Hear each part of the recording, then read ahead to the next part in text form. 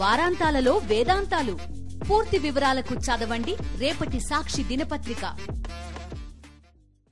శివశంకర్ గారు, మీరు చూశారు ఫోటో చూశారు, ఏమనిపించింది ఆ ఫోటో చూడగానే మీకు? సరే, మనసులో సరే అనిపిస్తుంది ఎవరేమే ఇంత అందంగా ఉంది అని, కానీ ఆ అందాన్నే పెట్టుబడిగా వలగా వేసి చాలామంది జీవితాలను నాశనం చేస్తోందనేటటువంటి ఆరోపణలు ఆమె మీద వస్తున్నాయి. ఇప్పుడు వ్యవహారం ఏంటంటే ఇది వైఎస్ఆర్సీపీ మేడకు చుట్టే ప్రయత్నం, మంచి అధికారుల్ని పక్కన పెట్టడానికి చేస్తున్నటువంటి ఒక కుట్రగా కనిపిస్తోంది. ఏం చెప్తారు?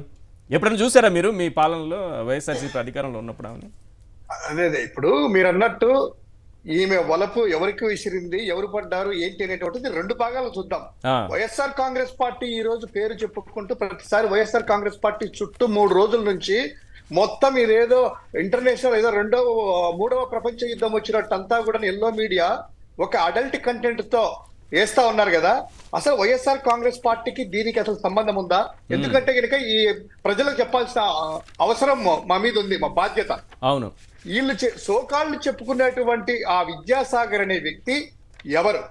కృష్ణా జిల్లాకు సంబంధించిన పెనమలూరు నియోజకవర్గంలో ఆ వ్యక్తి విద్యాసాగర్ రావు అనేటువంటి వ్యక్తికి వాళ్ళ తండ్రి గారు జెడ్పీ చైర్మన్ గా ఉంటే వైఎస్ఆర్ కాంగ్రెస్ పార్టీలో టికెట్ ఆశిస్తే ఆయన సడన్ గా చనిపోతే వాళ్ళ కుమారుడికి పెనమలూరులో 2014లో 19 కాదు 2014లో వైఎస్ఆర్ కాంగ్రెస్ పార్టీ ఎమ్మెల్యే అభ్యర్థిగా ఆయనకిచ్చి ప్రజెంట్ టీడీపీలో మంత్రిగా ఉన్నటువంటి పార్థసారథి గారికి ఎంపీగా ఇచ్చామండి.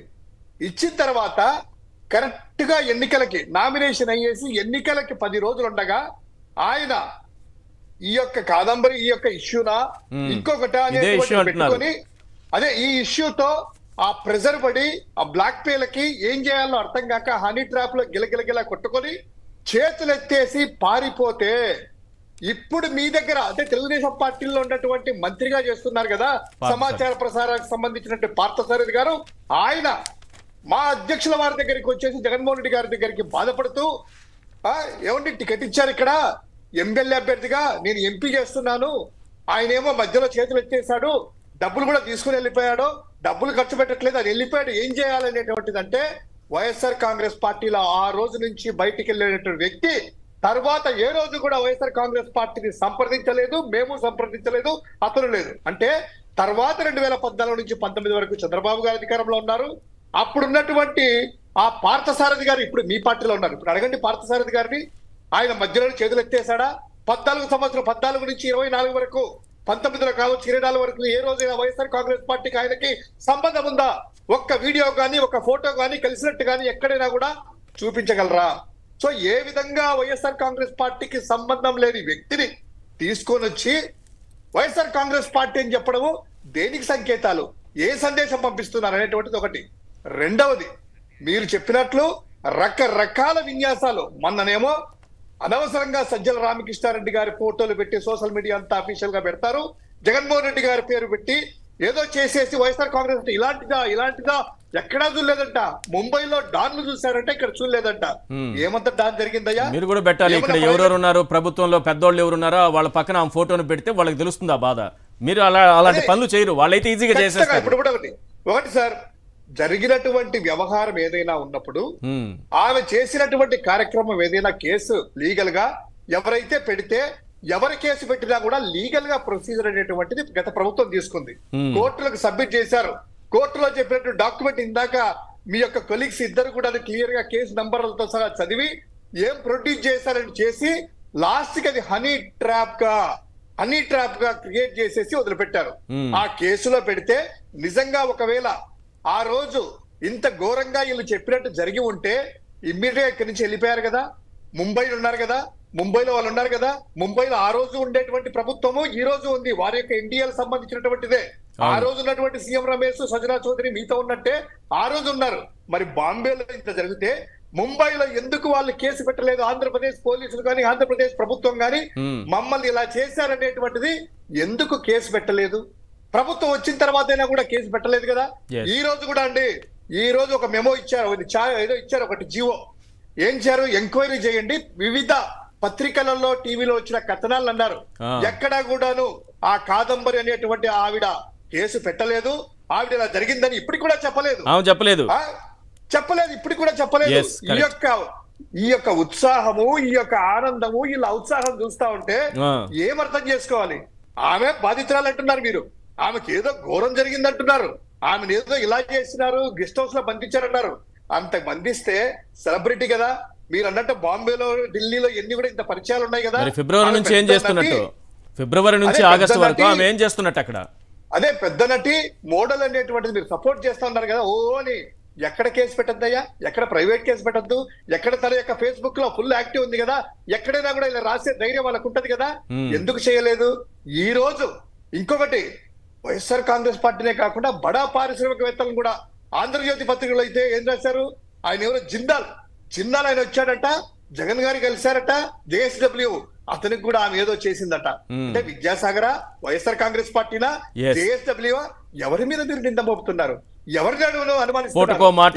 ఎందుకంటే ఇక్కడ నుంచి పారిశ్రామికవేత్తల మీద కూడా ఏదో ఒక మచ్చయ్యాలి, వైఎస్ఆర్సీపీకి దాన్ని తగిలించాలి, ఆ రోజు మంచిగా పనిచేసిన అధికారుల్ని పక్కన పెట్టాలి, దానికి ఒక మహిళని తీసుకొచ్చి ఈ నాటకాలన్నీ ఆడాలి. ఖచ్చితంగా ఈశ్వర్ గారు మీరు అన్నట్లు అక్షరాల సత్యం. ఎందుకంటే జేఎస్డబ్ల్యూ అనేటువంటిది కడప జిల్లాలో జమ్మలమడుగులో స్టీల్ ప్లాంట్ పెట్టబోతుంది, దానికి అన్ని అగ్రిమెంట్ లేకపోయి ఆయన పెట్టడానికి ఉత్సాహంగా ఉన్నారు. ఏ విధంగా అయినా కూడా జగన్ గారు పుట్టినటువంటి కడప జిల్లా రాయలసీమలో ప్లాంట్లు రావద్దు, పారిశ్రామికవేత్తలు రావద్దు, పారిపోవాలనేటువంటిది ఎటువంటి వాళ్ళ దగ్గర కథనం తీసుకోకుండా ఒక పారిశ్రామికవేత్తను ఇంత నీచంగా పత్రికలో ప్రచురిస్తారా? ఇక రెండవది, ఈమె హిస్టరీ తెలిసిన వాళ్ళకి, ఆ కేసులో చూసిన వాళ్ళకి జ్యుడిషియరీ కదండి వాళ్ళకి శిక్ష చేసింది. జ్యుడిషియరీలో వాదోపవాదాలు జరిగినాయి కదా, ఆ జ్యుడిషియరీలో వాళ్ళు సబ్మిట్ చేశారు కదా. ఎందుకు ఈ డబ్బులు తీసుకున్నట్టు? ఆయన ఏమన్నా విద్యాసాగర్ సినీ నిర్మాతనా లేకపోతే ప్రొడ్యూసరా? ఈమెమన్నా నటించిందా? ఎందుకు ఇవన్నీ కూడా డబ్బులు ఇచ్చారు, ఎందుకు చేసింది అనేటువంటిది మినిమం కామన్ సెన్స్ పెట్టినోడికి అర్థమవుతుంది. ఆమె యొక్క డేట్ ఆఫ్ బర్త్ ఈయన చూసినాడు. ఎన్ని మాకొద్దు, వైఎస్ఆర్ కాంగ్రెస్ పార్టీ లక్ష్యంగా జగన్మోహన్ రెడ్డి గారిని బదనాం చేస్తూ, సజ్జల రామకృష్ణారెడ్డి గారు బదనాం చేస్తూ, తాము ఇచ్చినటువంటి వాగ్దానాలు ఈ రోజు ఆంధ్రప్రదేశ్ లో ఒక్కసారి ఇంపార్టెంట్ ఇది. ఈ రోజు ఎక్కడున్నారో తెలియదు కానీ జ్వరాంధ్రప్రదేశ్ అయింది. కీళ్ళ నొప్పులతో ప్రజలంతా కూడాను ఐఐటి న్యూజివీడులో అయితే IIIT లో 700 మందికి ఫుడ్ బాగలేక 700 మంది ఆసుపత్రుల పాలయ్యారు. బత్సుమరిలో ఒక బాలిక తప్పిపోతే చిన్నారిని హత్య చేసేస్తే ఇంతవరకు ట్రేస్ చేయలేదు. ఈమె కదా ముఖ్యం మనకి రాష్ట్రానికి. కాదు సార్, ఆ బాలిక అత్యాచారానికి గురై డెడ్ బాడీ కూడా పట్టుకురాలేనోళ్ళు ముంబై వెళ్ళి ఆమెను పట్టుకొచ్చారు. ఇది వాళ్ళ గొప్పతనం, ఈ ప్రభుత్వం గొప్పతనం. అది అట్లా కాదు. ఇంకొకటి, బనగానపల్లిలో ఒక మెంటల్లీ రిటైర్ ఒక బాలికను ముగ్గురు కలిసేసి రేప్ చేస్తే బనగానపల్లిలో నిన్నటి నుంచి ఆ కథనం ఎక్కడా రాకుండా దాని గురించి హోంమంత్రి గాని ముఖ్యమంత్రి గాని స్పందించి వాళ్ళ యొక్క రక్షణ లేకుండా ఈ యొక్క కంప్లైంట్ ఇవ్వకుండానే ఈమె మీద ఇలా ప్రేమేంటి? ఇంకోటి, నిన్న ముఖ్యమంత్రిగా ఒకటి కుప్పం ఎమ్మెల్యే చంద్రబాబు నాయుడు గారు కుప్పం ఎమ్మెల్యే నిన్న మాట్లాడుతూ ఏమంటారు, ఆ యొక్క మంత్రి దాంట్లో కామ పార్టీ ఇంకొక పార్టీ అని మా పార్టీని అంటున్నారు కదా. మీరు చేసి ఈ యొక్క ఫేక్ వీడియోలతో ప్రజల్లోకి వెళ్ళొచ్చేమో కానీ మీ మంత్రివర్గంలో ఉన్నటువంటి నారాయణ గారు స్వయాన వాళ్ళ మరదలు మాస్క్ కూడా లేకుండా సొంత మరదలు ఎలా హింసించారో అవన్నీ చూడలేదా? ఆయనకి అర్ధరాత్రి ఆకలేస్తుందని కూడా చెప్పారు, ఆవిడే స్వయంగా చెప్పారు.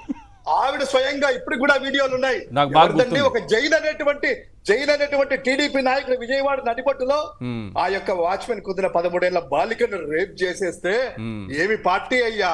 డ్రామాల పార్టీ, తెలుగు డ్రామాల పార్టీ. ఈ రోజు ఖచ్చితంగా మీరు ఇచ్చినటువంటి సూపర్ 6 హామీలను ఎగరగొట్టడానికి, రాష్ట్రాన్ని అంతా డైవర్ట్ చేయడానికి ఒక అడల్ట్ మూవీస్, మళ్ళీ చెప్తున్నాము, అడల్ట్ మూవీస్ ఎల్లో మీడియా ద్వారా రోజుక కథనాలు ప్రసారం చేసినా కూడా మీ యొక్క ఎంటర్టైన్మెంట్ జనాలు చూడొచ్చేమో కానీ ప్రజలు ఈ యొక్క పరిపాలన దక్షకుల ఒక ముఖ్యమంత్రిగా ఉన్నటువంటి వ్యక్తులు ఆ యొక్క కుప్పం ఎమ్మెల్యే చంద్రబాబు నాయుడు గారు యొక్క పార్టీ గురించి మాట్లాడుతుంటే మా పార్టీ అన్ని ఒక ఏళ్ళు చూపిస్తా 5 ఏళ్ళు ఆయనకు కనిపిస్తా ఉన్నాయి. రైట్ హోంమంత్రి గారు కొద్దిసేపటి క్రితమే చెప్పారు, ఆమెకి న్యాయం చేస్తాము బాధితురాలకి అని. మేడం, ఆమె బాధితురాలు అయితే న్యాయం చేయండి, అది బాధ్యత కూడా. ఒక మహిళ కదా, నిజంగా బాధితురాలు అయితే న్యాయం చేయండి. కానీ మేడం, ముంబై నుంచి ఆమెను తీసుకొస్తున్నారే, ముచ్చుమరి కాలువలో 9 ఏళ్ల బాలికను అత్యాచారం చేసి చంపి ముచ్చుమరి కాలువలో పడేస్తే ఆ డెడ్ బాడీని పట్టుకోరాలేకపోయారు. ముంబై నుంచి మాత్రం వీళ్ళని పట్టుకొస్తారు. ఇది మీ ప్రభుత్వంలో గొప్పతనం గురించి చెప్పుకోవాలంటే సార్ మీరు కేఎస్ ప్రసాద్ గారు అండ్ శివశంకర్ గారు చాలా గట్టిగా మాట్లాడుతున్నారు.